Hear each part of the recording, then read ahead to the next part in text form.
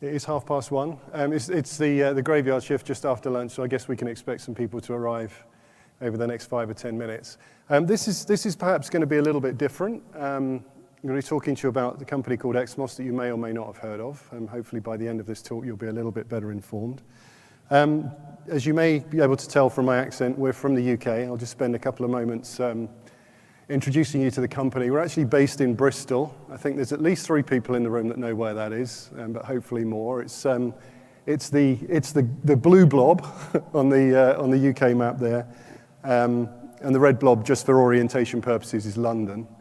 So we're about an hour and a half west of London. Our headquarters is there in Bristol. We actually spun out of the University of Bristol in 2005, 2006.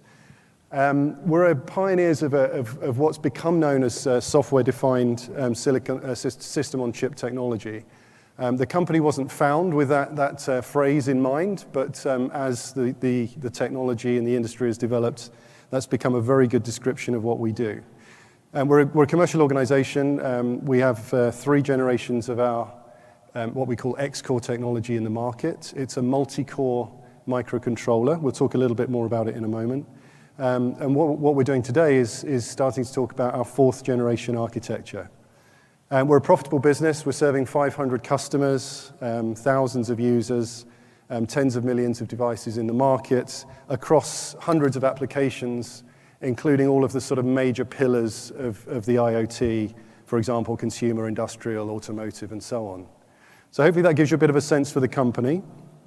The company, this is to some extent post-rationalization, but the company was founded in 2005, 2006 with a vision to empower software engineers with the ability to create system-on-chip solutions, the ability to leverage a very flexible and unique processor architecture in order not just to create control processing, to solve control processing problems, but also solve problems associated with I/O, for example, so to build custom systems.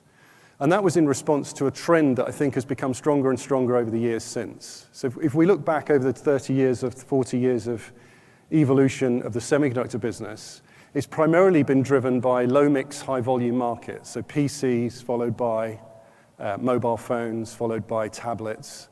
They're relatively stable markets. They're very high volume. And they're almost entirely unlike the latest growth driver for the semiconductor industry, which is the IoT. The IoT is a high-mix, low-volume market, a sum of niches, if you like. And what we're trying to do, I think, in many ways, is actually try to graft our historical thinking onto this new market, both in terms of how we characterize it. We tend to talk about the IoT in the same breath as we talk about things like mobile phones as a big growth driver for semiconductors. And we tend to talk about traditional SoCs as a potential solution for that.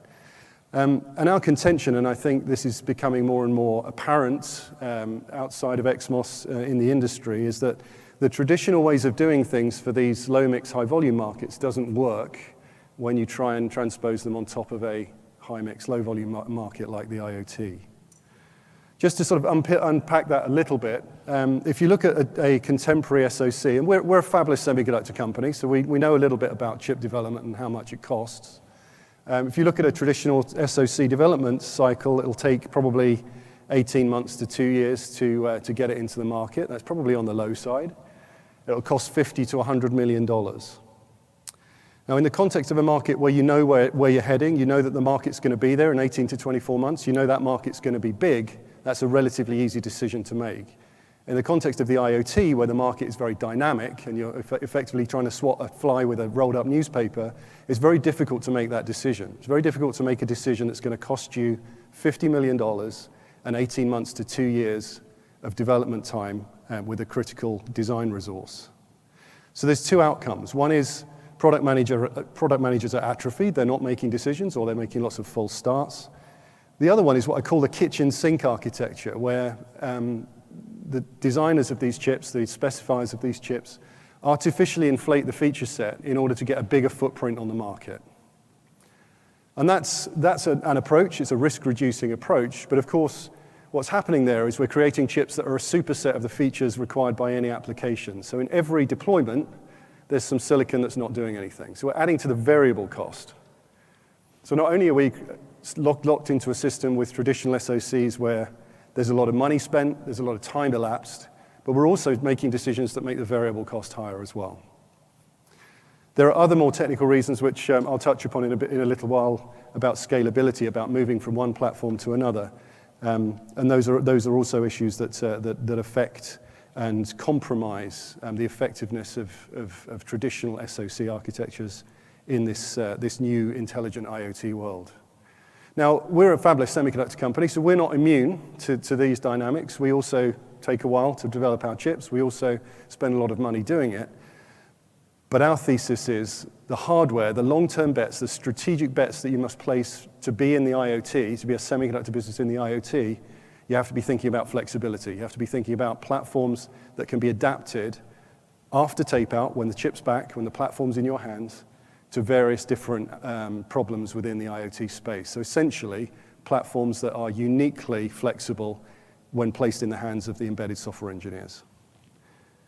So I've been with the company for a few years, and I can say with my hand on my heart that we set out in 2005, 2006 to deliver the most adaptable, efficient, and accessible computing platforms for the, I'm going to say quotes IoT, because it wasn't called that then, but it was for the problem that the IoT now manifests. So this is what XMOS has been doing for 15 or 16 years, creating platforms, general purpose hardware platforms that can be adapted once the hardware is in the embedded systems engineers' hands, can be adapted to address many, many problems within the IoT. So in terms of how you might think about XMOS technology, one of the ways that we articulate the benefits that we provide is by referring to other types of technology. So we talk about delivering the flexibility of an FPGA. We don't have an FPGA technology, but it's the flexibility that we deliver, similar benefit. The high performance of an application processor. So we have microcontrollers in our portfolio that are being clocked at 800 megahertz. They're dual issue, they're very high performance, much, much higher performance than you might typically associate with a microcontroller.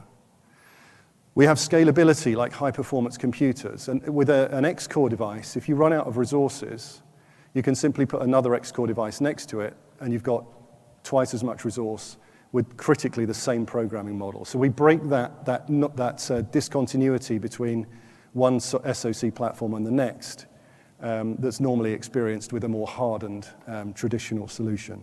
And all of this we deliver with the ease of use, affordability, and low energy of a microcontroller, because fundamentally the company is targeted towards embedded systems. So we are honored to be here, delighted to be joining the RISC-V family. The reason why we're here is to announce our 4th generation architecture. We've got 3 generations already in volume production. Our 4th generation architecture is the first architecture that we've created, which will be RISC-V compatible. So when we're making our architectural choices, we've always had the ambition to be the only processor in the box. In the embedded world, you either integrate functions or you get integrated. It's very important that you have control over that sort of central processing capability. So we started out with somewhat modest intentions. We wanted to take the control processing from a traditional MCU, and we wanted to give it some of the flexibility of an FPGA. We wanted to do that in a way that was accessible to embedded software engineers. So our unit of currency, our technological unit of currency is a processor, not, for example, a logic cell in an FPGA. And as we went through the progress of the business, we always looked on the boards of our customers to see where other processors were being deployed. And that essentially wrote our roadmap for us. So we were very successful in audio when Apple stopped using FireWire and started using USB. We took our general purpose platform and used software to create a chipset to solve that problem. So we were, I guess fairly clearly, first in the market with that solution. In those contexts, we typically had a DSP next to us when customers wanted to put some sort of signal conditioning in the system. So the next thing we did was we added DSP. We increased the performance of the DSP. In the 3rd generation, we saw AI becoming more and more important, so we added AI. And all of these classes of processing can be mixed together relatively arbitrarily on the platform, depending on what the system needs at that instant in time. So you can actually define a system statically, or you can dynamically flex between where the resources of the system are being deployed. In the 4th generation, We've doubled down on many of those areas, introduced architectural innovations around AI, around DSP. We've certainly increased the security to leading edge security. But the reason why we're here is because we have adopted the RISC-V instruction set as well, which I think is a critical aspect to our future as we try and deliver the benefits that I've been talking about through the most familiar interface that we can possibly imagine. I think that's going to be the RISC-V standard. So if I were to show you the previous generation of X-Core, it would look very much like this. So what we've done is to take the X-Core from the past, if you like, the third generation, and we've made it RISC-V compatible. So fundamentally, the architecture looks very, very similar. You'll notice that it's a somewhat homogeneous array of processors. We talk about, historically, we've used various different terms, but RISC-V has rather conveniently named the hardware thread a heart. So we have, in the history of the company, always had a tiled architecture where each tile had 8 hearts. And that's the standard unit of processing currency, if you like. So you can use those, any one of those, to do AI, DSP, control processing, or I/O. They're all the same, and you can interact. You can partition your system across those hearts. And if you want to increase the amount of hearts you have, you simply use that scalability to put more chips or more die down. So we won't have time to go into any more detail than that, but the important thing to recognize here is there's the opportunity to distribute the system across the available hardware threads. So what that means we can do is we can build what I'll describe as bulletproof timing into the system. Hard real time is the foundation of every system. Normally, hard real time is implemented in hardware because that's the only reliable way of doing it. We're delivering an alternative, a genuine means of delivering hard real time, and I'm talking about single-digit nanosecond determinism with no jitter using software. So that is the last piece of the puzzle, the last piece of the processing puzzle that enables you to build system-on-chip solutions purely using embedded software engineering on existing silicon platforms. So when you're talking about single-digit nanosecond latency and jitter, of course, you are talking about quite a significant level of performance. You can't really measure flexibility. It's a bit of a difficult thing to quantify, so we tend to look at our performance along the sort of axes that we talked about, the different processing classes. And as you can see, this is comparing us to an ARM Cortex-M7.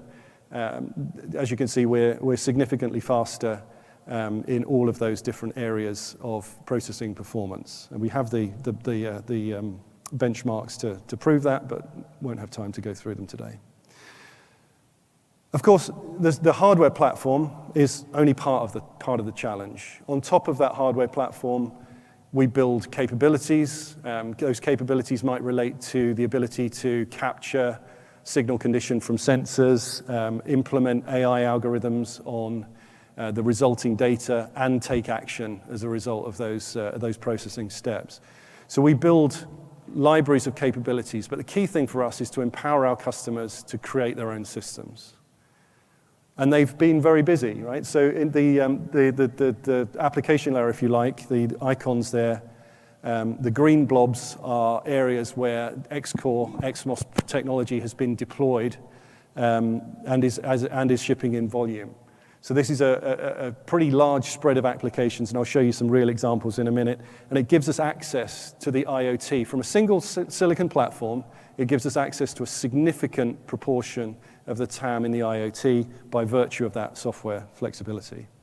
So this is a real example, and this is one of my favorites. People often ask what you compete with. We compete with microcontrollers, DSPs, FPGAs, and occasionally hardware solutions. This is an example before and after on the left-hand side where we competed with all of them at the same time and beat them all. So this is an integration of 6 chips into one. As you might imagine, a significant amount of bill of materials saving in this case, but actually the motivation for this customer was time to market. It was significantly faster for them to get into the market using XMOS technology with one design environment than 6 different chips. These are real products. So if you're into if you're an audiophile or you're into musical instruments in any way, shape, or form, you've probably already got an XMOS device in your house. We are very strong in audio. We're very strong in voice processing. More recently, image processing. We have radar processing solutions as well in the market. That street lamp there, for example. So there's a tremendous diversity of sensing solutions across different markets, and also actuators. There's multi-axis motor control, robotics, servo control, even e-bikes, all created using the same silicon platform with different software. Okay, so let's talk about today's announcement. The fourth generation VX4A architecture is now compatible with RISC-V. Why is that important? Well, I've talked about the dynamics in the IoT. If you subscribe to that, this idea that it's a sum of niches as opposed to one of these big monolithic markets that's easy to target with lengthy, expensive development flows, IoT solutions, they must be more economical, faster to market, and more accessible than that historical way of doing things. Our mission is to deliver that capability, deliver the flexibility, to really move the creativity into the last mile, which is, generally speaking, an embedded software engineering community, right next to as close as we can, as close to the customer as we can get in the value chain, delivering flexibility to create systems to that point. And that's what we're doing by virtue of creating this X-Core system. And where does RISC play in this? Well, RISC-V plays a key role in making those benefits more accessible to a larger customer base, and also to make the tools and the infrastructure and the IP to enrich those capabilities to give our customers, our shared customers, a better user experience. I'll skip past this slide because it's a little bit wordy, something to look at a bit later. So we've got a little bit of time for a Q&A. Hopefully, I've succeeded in letting you know a little bit more about XMOS. You can easily get very excited about X-Core. One of the ways of thinking about X-Core is to consider the alternatives to building system on chip. So we've talked about the traditional SoC architecture. Takes forever, costs a significant amount of money. You might use an FPGA, but as we all know, they tend to be quite expensive. They consume a lot of power, and the design community for an FPGA is actually very small. This is the third way of building system on chip devices. Right? These kinds of approaches, these kinds of innovations don't come along every day. That's why I've been very committed, along with the team at XMOS, to making this a commercial reality, and we're very excited about the fourth generation, very excited to be part of the RISC-V community. Okay, I think we're at Q&A.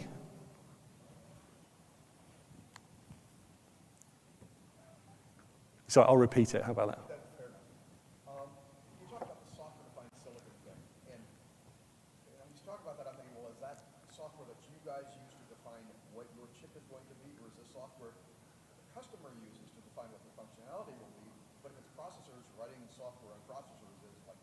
So I'm not sure I understand what you mean by that.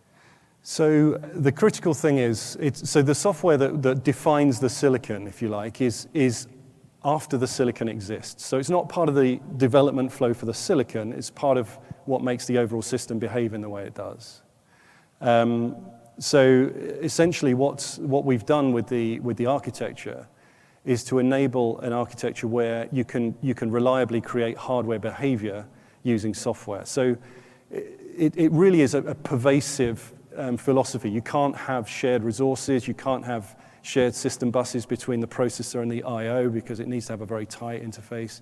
You can't have caches because that's an unreliable timing scenario. In fact, we do have caches, but that's another story. But you have to make a lot of decisions that are purely motivated by giving you that single-digit nanosecond resolution, because without that, you can't do hardware behavior in software. So it's a very different approach to architecting systems from sort of philosophically, but actually when you come down to doing it, we're using the C programming language, we're using standard compilers, we're using GDB for debuggers. All of the tools that would be deployed would be quite familiar to an embedded software engineer. Is that software running? Can you come up to the microphone right there? Oh, I did not know that was it.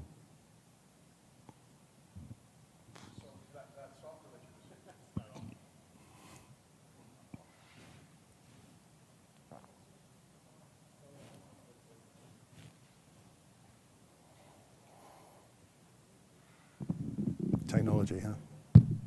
That sounds better. Okay. So that software that you're talking about, is that software that's executing in real time, or is it software that's used to sort of configure things at design time and then you're loading just a configuration file or something? It's executing in real time. I mean, obviously, you know, every processor has a level of configuration that happens during boot, but it is executing in real time. Yeah.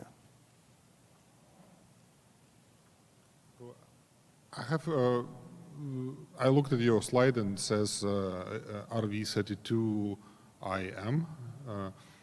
So there is no C in it, right? So I know that XMOS from very beginning was very keen on code density and 16-bit instructions, and I don't see C. Is it a mistake or? I'm tempted to, so my CTO is in the audience. I'm tempted to ask him to answer that. The answer is yes. I'm still aware of That was one of the key considerations when we decided to move, which I think we have a solution for, and I think we've solved. Actually, first question, is Professor David May still involved with XMOS? Sorry, Is Professor May still involved? he's still the founder. he's still on our advisory board. Okay. Real question. What made you, what is the advantage of changing your hearts to RISC-V compatible? I still don't quite understand, going from generation 3 to generation 4, what does the RISC-V compatibility give you that you didn't have with generation 3? Yeah, so that's a great question. I think it's perhaps worthy to sort of step back and say, well, what are we trying to do? What we're trying to do is to deliver the benefits that we've described, the ability to build systems in software, hold system on chips in software. If we can deliver that benefit through the most familiar environment, the most familiar interface that we can conceive of, then that's the best for our customers and the best for our business. What we don't want to do is to take a substantial benefit and make it unfamiliar, because that will reduce its adoption. So when we look at programming languages, we're trying to, we're looking at established programming, high-level programming languages like C. We would also like to be able to leverage existing tools and libraries from an ecosystem. At the moment, for Xcore, we do have an ecosystem, but the energy for that is primarily driven by the company. It's a proprietary instruction set.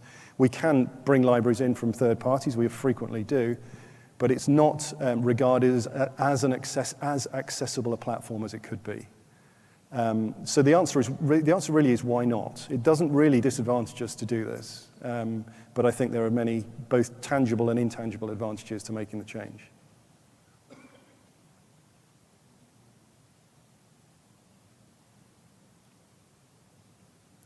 Any more?